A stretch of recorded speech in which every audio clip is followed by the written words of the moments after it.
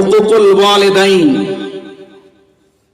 পিতা মাতার হক, মা বাবার হক কি আছে, কোরআন হাদিস কি বলে, এই বিষয়ে আলোচনা হবে ইনশাআল্লাহ। আল্লাহ রাব্বুল আলামিন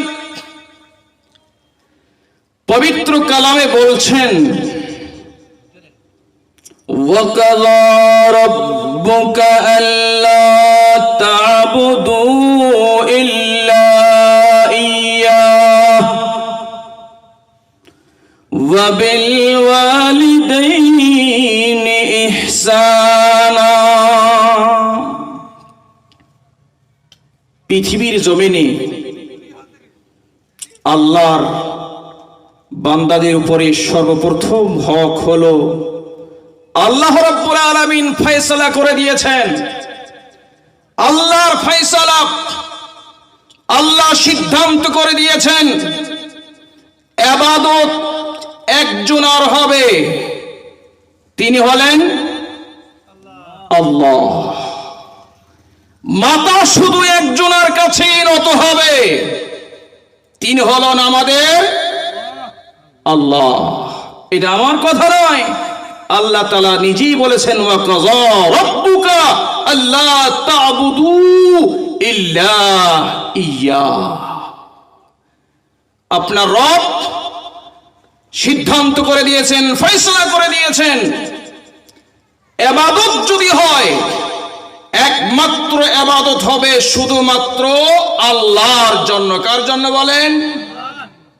তাহলে সর্বপ্রথম হক হলো বান্দা, আমরা বান্দা হিসাবে আমাদের হক হলো সেই হক আমরা আদায় করব আল্লাহর ইবাদত করে।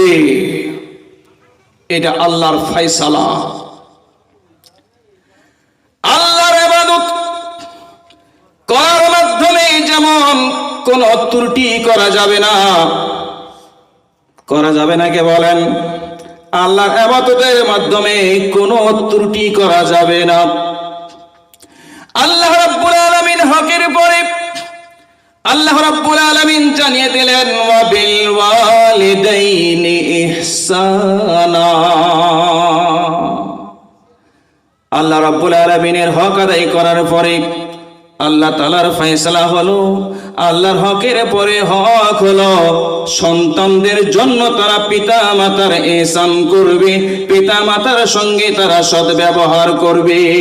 এই ফয়সালা কার? আল্লাহর। এবার আপনারা বলবেন, হুজুর আল্লাহ এবং মা বাবার মাধ্যমে তার মাঝখানে আরেকটা হয়তো হক ছুটে যায়, নবী মুহাম্মদুর রাসূলুল্লাহ, সকলে বলি সাল্লাল্লাহু আলাইহি ওয়াসাল্লাম।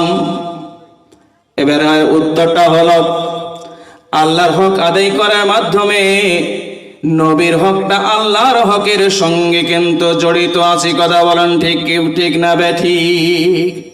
আল্লাহর হক যখন আমরা আদায় করব, নবীকে ছেড়ে করা যাবে বলেন? নবী মুহাম্মদ সাল্লাল্লাহু আলাইহি ওয়াসাল্লামকে ছাড়া আল্লাহর হক করা আদায় করা যাবে না। আল্লাহ রাব্বুল আলামিন অন্য জায়গায় বলেন, কুল ইন কুনতুম তুহিব্বুনাল্লাহ ফাত্তাবিউনি ইউহিব্বুকুমুল্লাহ। আল্লাহ রাব্বুল আলামিন জানিয়ে দিলেন, হে নবী মুহাম্মদ, আপনি বলে দিন, কোন বান্দা যদি আমাকে ভালোবাসতে চায়, আমার সঙ্গে মহব্বত করতে চায়, ফাত্তাবিউনি, তারা যেন আমি নবী মুহাম্মদের যেন ইত্তেবা করে, আমি নবী মুহাম্মদের যেন অনুসরণ করি। তাহলে বোঝা গেল, আল্লাহকে ভালোবাসতে গেলে নবী মুহাম্মদ সাল্লাল্লাহু আলাইহি ওয়াসাল্লামকে ভালোবাসতে হবে, নবীর পেইরবি করতে হবে, নবীর ইত্তিবা করতে হবে। নবীর ইত্তিবা না করে আল্লাহকে ভালোবাসা যাবে না। বন্ধুরা আমার, ভাইয়েরা আমার, এই জন্য আল্লাহর হক আদায় করার পরে পরে দ্বিতীয় হক হলো পিতা মাতার সেবা করতে হবে। পিতা মাতার হক, মা বাবা তারা কি পাবে সন্তানের কাছ থেকে? কেমনি ভাবে হক আদায় করবে? মা বাবা পৃথিবীর জমিনে বেঁচে থাকলেও মা বাবার হক আদায় করতে হবে। আর মা বাবা যদি মরে যায়, মরে গেলেও পিতা মাতার হক কিন্তু শেষ হয় না, সন্তানের উপরে থেকেই যায়, হক শেষ হবে না। বন্ধুরা আমার, ভাইয়েরা আমার, আল্লাহ রাব্বুল আলামিন কি বলতে চাইছে একটু দিলের কান লাগে একটু শুনুন। বন্ধুরা আমার, ভাইয়েরা আমার, পিতা মাতা, মা বাবা সন্তানের জন্য কত বড় একটা নিয়ামত, কত বড় একটি ছায়া। এই পিতা মাতা যখন পৃথিবীর জমিনে যখন থাকে, সন্তানেরা বুঝতে পারে না, কিন্তু পিতা মাতা যখন পৃথিবী ছেড়ে চলে যায়, মা বাবা সন্তানের জন্য কত বড় নিয়ামত ছিল, তখন তারা টের পায়, তখন তারা বুঝতে পারে। কথা বলেন ঠিক না বেঠি? বাবার কিচ্ছু না থাক, কিচ্ছু না বাবার, টাকা কড়ি বাড়ি ব্যাংক ব্যালেন্স কিছুই নয়, কিন্তু সন্তানের জন্য ওই পিতা মাতা একটা বড় নিয়ামত, বড় ছায়া।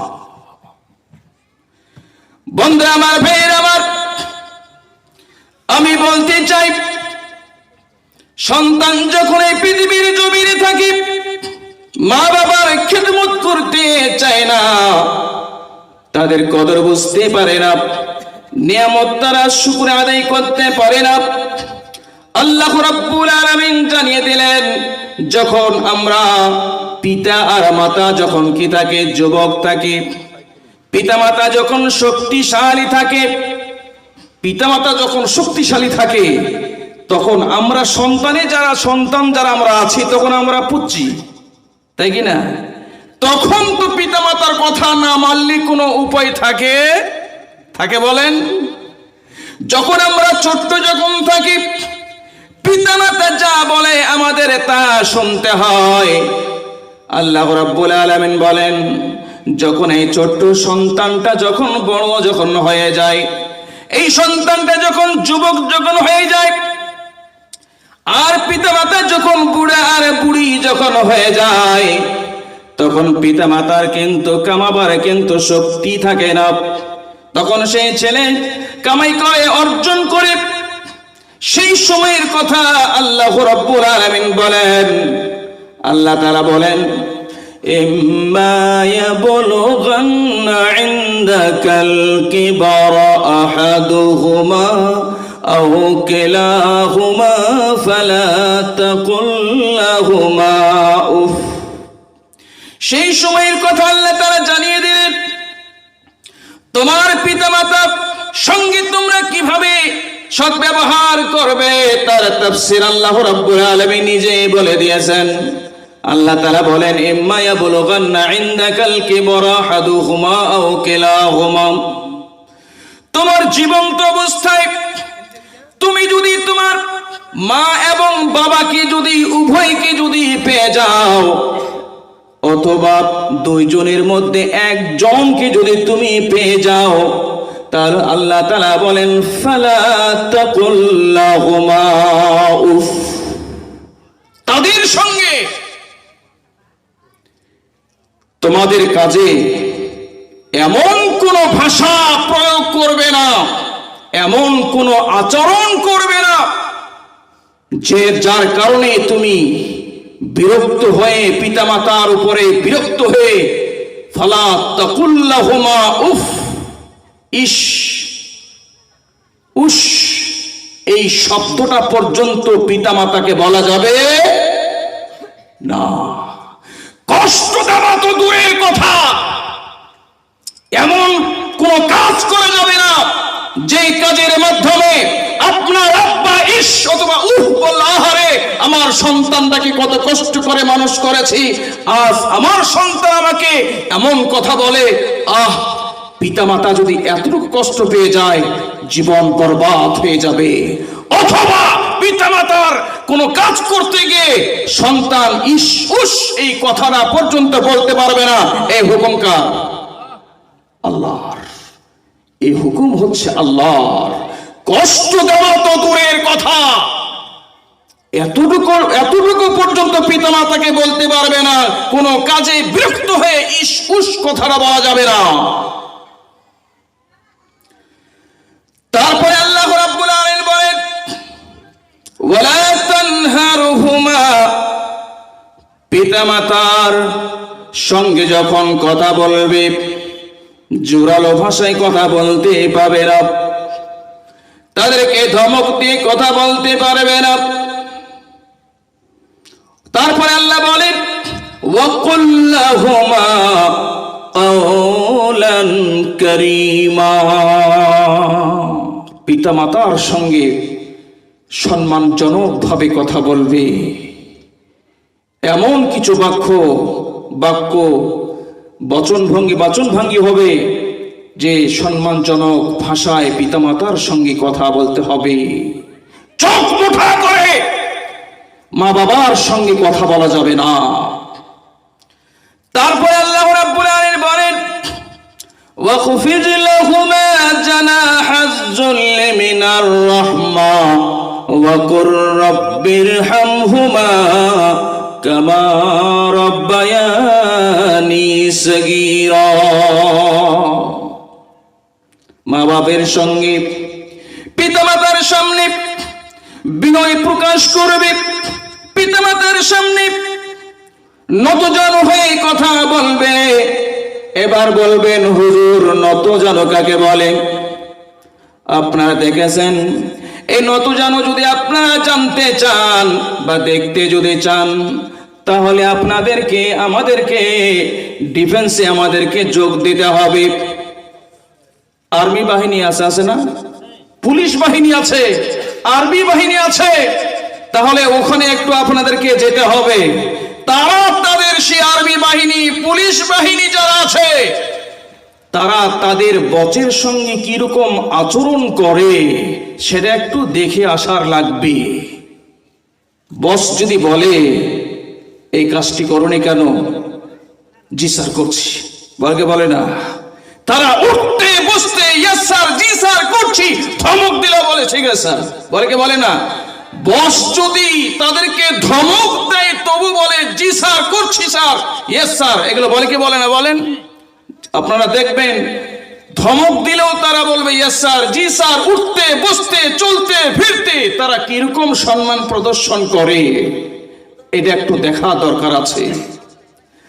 আল্লাহ রাব্বুল আলামিন বলতে চাইছেন তারা যেমন আর্মি বাহিনী পুলিশ বাহিনী যারা আছে তারা যেমন তাদের বসের সঙ্গে যে আচরণটা করে, বলা হচ্ছে তার থেকেও বেশি হক রাখে সন্তানেরা পিতা মাতার সঙ্গে তার থেকে উত্তম আচরণ করবে। জোরে বলেন সুবহানাল্লাহ। এটা হচ্ছে ইসলামের শিক্ষা, এর নাম হলো ইসলাম। সন্তান পিতা মাতার সঙ্গে চোখ মোটা করে কথা বলতে পারবে না, কিন্তু কটা সন্তান বোঝে? আল্লাহ রাব্বুল আলামিন জানিয়ে দিলেন পিতামাতা এই পৃথিবীর জমিনে বেঁচে থাকলেও তাদের হক আছে এবং মরে গেলেও তাদের প্রতি হক আছে। আল্লাহ তাআলা জানিয়ে দিলেন বান্দারে তোমার পিতামাতার কতটা অবদান আছে, তোমার পিতামাতার জন্য তুমি দোয়া করবে রব্বিরহামহুমা কামা রাব্বায়ানি সগীরা। বেঁচে থাকলেও দোয়া করতে হবে, মরে গেলেও মৃত্যুবরণ করলেও তাদের জন্য এই দোয়া করতে হবে। তার অর্থ কি? হে আমার রব, হে আমার রব, রব্বিরহামহুমা কামা রাব্বায়ানি সগীরা। হে আমার রব, হে আমার প্রভু, আমার পিতামাতা যেমন আমাকে ছোট্টবেলায় সুন্দর করে লালন পালন করেছে, আজকে তারা আছে অথবা পৃথিবী ছেড়ে চলে গেছে, তুমি তোমার রহমতের মাধ্যমে তাদের তুমি দেখাশোনা করো। যারা বলেন সুবহানাল্লাহ। বন্ধুরা আমার, ভাইয়েরা আমার, মা বাপের এতটাই মর্যাদা আছে।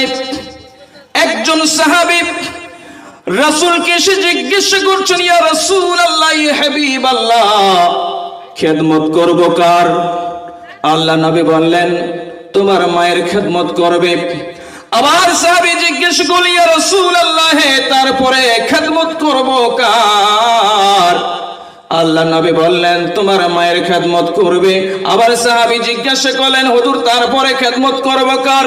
আবার আল্লাহ নবী বললেন, তারপরে তোমার মায়ের তুমি খেদমত করবে। চতুর্থবারে যখন আবার সাহাবী যখন প্রশ্ন করলেন, হুজুর তারপরে খেদমত করব কার? আল্লাহ নবী বললেন, এবার তুমি তোমার বাবার খেদমত করবে। মায়ের জন্য কতবার বললেন? মায়ের জন্য 3 বার বললেন, বাবার জন্য 1 বার বললেন। তার মানে হলো তোমার বাবার চাইতে মায়ের 3 গুণ মর্যাদা বেশি আছে। জোরে বলেন সুবহানাল্লাহ। কেন?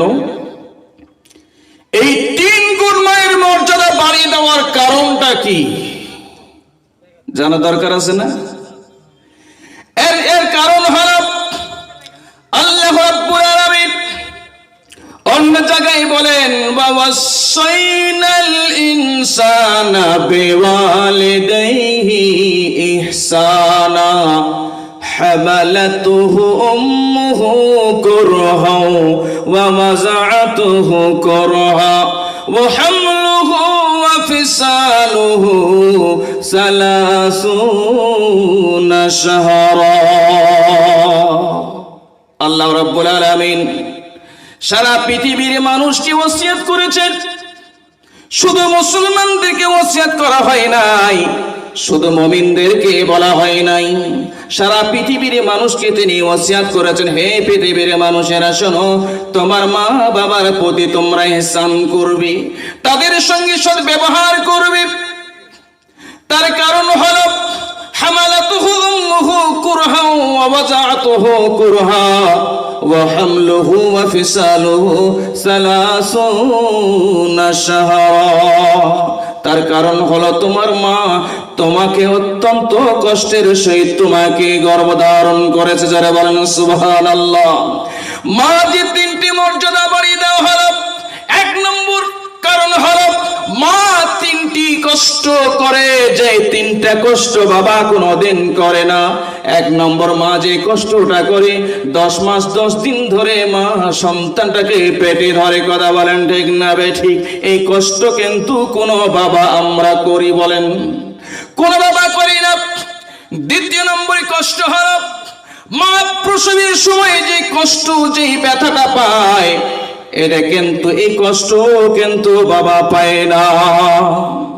3 নম্বর হলো মা সন্তানটাকে 2 বছর 3 বছর ধরে দুধ পান করায়। এই কষ্ট যেটা হয়, এই কষ্ট শুধু মা করে, বাবা করে না। যার কারণে আল্লাহর নবী বললেন, ও আমার সাহাবারা, তোমার বাবার চাইতে তোমার মার মর্যাদা 3 গুণ বেশি করে দেওয়া হয়েছে। এই মায়ের বনে কেউ যদি কষ্ট দেয়, তার জীবনটা বরবাদ হয়ে যাবে।